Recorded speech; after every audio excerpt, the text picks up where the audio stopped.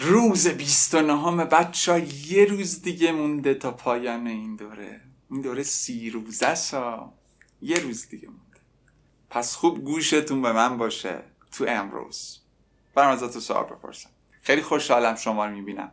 آیشه داره میگه Je suis très heureuse de vous voir. Je suis très heureuse de vous voir. خوب نخوابیدیم. On n'a pas bien dormi. On n'a pas bien dormi. آپارتمان خیلی قشنگی دارید. Vous avez un très joli appartement. Vous avez un très joli appartement. مسافت طولانی بود. یک کمکی طولانی بود. Le trajet était un petit peu long. Le trajet était un petit peu long. اتاقتون رو بهتون نشون میدم. Je vais vous montrer votre chambre. Je vais vous montrer votre chambre. به نظر خسته میای. Tu as l'air fatigué. Tu as l'air fatigué. باید استراحت کنید. Vous devez vous reposer. Vous devez vous reposer. Asseyez-vous, je vais apporter du café. Merci beaucoup. Vous habitez depuis longtemps dans cet appartement? Pas tellement, on s'est installé à Cannes il y a quelques mois. Et pourquoi Cannes? Vous travaillez ici? En fait, on voulait s'éloigner de la capitale. Nous avons vécu des histoires bizarres là et on avait besoin du calme. Je comprends. La vie à Paris, c'est insupportable. Ici, on vit beaucoup mieux, je devine. C'est vrai. Tu sais, Karim et moi, on avait une vie pleine de stress et d'incertitude. Et on cherchait toujours le calme, et maintenant on l'a trouvé ici. Vous avez de la chance donc, parce que moi, je ne l'ai pas encore trouvé. Tu plaisantes? Je suis la personne la plus malchanceuse du monde. Peut-être que je te raconterai un jour mon histoire. Je serai toujours là. Karim, tu es toujours taciturne comme ça? Non, mais aujourd'hui j'ai un entretien professionnel et je suis stressé un peu. C'est normal, mais bonne chance. بشینید. Asseyez-vous. بشینید لطفاً. Asseyez-vous s'il vous plaît. Asseyez-vous s'il vous plaît. براتون قهوه میارم. اپوخته یعنی آوردم. برای چیزی استفاده میکنم. برای آدم استفاده نمی کنم. برای شما قهوه میارم. یا قهوه میارم. Je vais apporter du café. یا میتونم بگم je vais vous apporter du café. Je vais vous apporter du café. خیلی ممنونم. Merci beaucoup. میگه مدت زمان زیادیه تو این آپارتمان زندگی میکنی؟ Vous habitez depuis longtemps. گفتیم depuis مثل سینس انگلیسی، یعنی یه چیزی که از گذشته شروع شده و تا زمان حال ادامه پیدا کرده. Depuis longtemps. Vous habitez depuis longtemps dans cet appartement. habiter بچه یه فعلیه که میتونه حتی بدون حرف اضافه هم استفاده بشه. habiter un appartement درسته. habiter dans un appartement هم درسته. Vous habitez depuis longtemps dans cet appartement. مدت زمان زیادیه توی این آپارتمان زندگی میکنه. خیلی فضولم هستش کلوه نشون داده توی این اپیزودهای آخر. میگه نه خیلی پتلما. ما چند ماه فقط که توی کن مستقر شدیم. این جمله رو داشتیم. On s'est installé à Cannes. On s'est installé à Cannes il y a quelques mois. چند ماه. il y a quelques mois بچه‌ها یعنی چند ماه پیش. گفتیم اگه il y a quelques mois که اول جمله بزنیم فرق میکنه. یعنی چند ماه که داری فلان کار میکنی. il y a quelques mois. و میگه چرا کن؟ خیلی کنجکاو کلوه. et pourquoi کن؟ شما اینجا کار میکنی؟ و travaillez ici. 30 ثانیه نشده اومده داره همه اطلاعات میگه. اوه چی کار داری بابا؟ یه جایی بهت داده بشین دیگه. و travaillez ici. میگه در واقع en fait on voulait s'éloigner de la capitale. ما میخواستیم از پایتخت دور بشیم. فعل s'éloigner de یعنی دور شدن از. s'approcher de یعنی نزدیک شدن به. جفتش هم حرف اضافه دو داره. همون لوان که یادتونه éloigner مثلا صفتشه. s'éloigner de یعنی دور شدن. یه حالتی تو گذشته رو داره میگه. پس از imparfait استفاده کرده. je voulais, tu voulais, il voulait, elle voulait, nous voulions, vous vouliez, il voulait, elle voulait. on voulait s'éloigner de la capitale. یعنی تو قدیم دوست داشتیم که از پایتخت دور بشیم. ما که میدونیم چه اتفاقاتی افتاده. ما که داستان پایتخت رو میدونیم. داستان بلژیک رو میدونیم. اونا رو ما میدونیم، اگر نمیدونید برید داستانشو ببین. آره از پایتخت می‌خواستیم دور بشیم. ما خیلی تجارب یا داستان‌های عجیبی رو تجربه کردیم.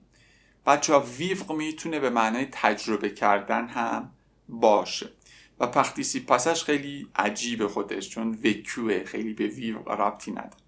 میگه nous avons vécu des histoires bizarres. اینجا بچه ویوغ حال زندگی کردن زمانی نیست، یعنی تجربه کرد. ما داستانه خیلی عجیبی رو تجربه کردیم. nous avons vécu des histoires bizarres. لا اونجا خیلی فکر کنم لبا یعنی اونجا، نه بچه لا خالی یعنی اونجا، با فقط برای تأکید. et on avait besoin du calme. و ما نیاز داشتیم دوباره یه حالتی تو گذشته است، یه توصیفی تو گذشته است به آرامش. et on avait besoin du calme. ما به آرامش نیاز داشتیم. avoir besoin de quelque chose. je comprends. میگه میفهمم خواهر. la vie à Paris c'est insupportable. زندگی توی پاریس غیر قابل تحمل. سه گفتیم بچه با سه به اضافه صفت ما میتونیم نظرمون رو بگیم. اون صفته بچه بعد سه همیشه مذکر مفرده، مهم نیستش که داریم درباره چی صحبت میکنیم. ici on vit beaucoup mieux. اینجا ما خیلی بهتر زندگی میکنیم. وی از فعل vivre میاد. beaucoup mieux یعنی خیلی بهتر. je devine گمونم. اینجا به نظرم خیلی بهتر زندگی میکنیم. ici on vit beaucoup mieux. je devine. c'est vrai. درسته. میدونی کریم و من، بچه من نمیگیم من و کریم، ما تو انگلیسی هم همینطوره، اول اسم طرف رو میگیم. تو سه میدونی کریم و من، کریم ما یه زندگی پر از استرس و عدم اطمینان داشتیم. دوباره یه توصیف تو گذشته، من اینا رو گذاشتم که امپخفا رو تمرین کنیم. کار نیست، یه حالتیه تو گذشته. on avait une vie pleine de یعنی سرشار از، پلن مسکولنش، پلن فمیننش. une vie pleine de stress یه زندگی سرشار از استرس و یه زندگی سرشار از عدم اطمینان داشته.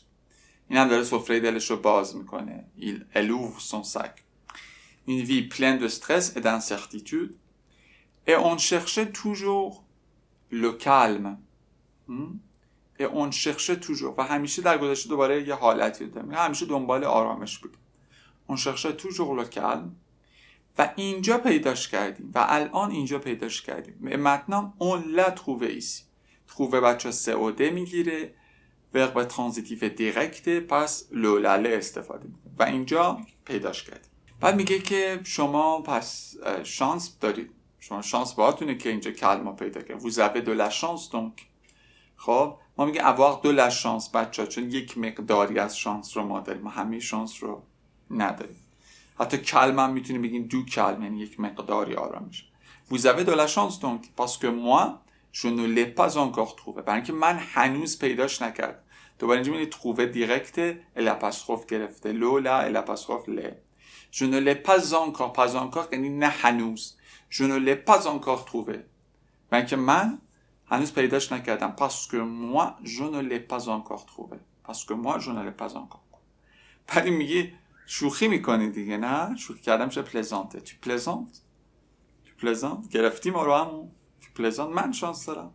je suis la personne la plus malchanceuse du monde. من بدشانس ترین فرد دنیا. بچه اگر ما میخوایم صفت عالی یا همون ترین بسازیم کافیه اختیک دفینی استفاده کنیم.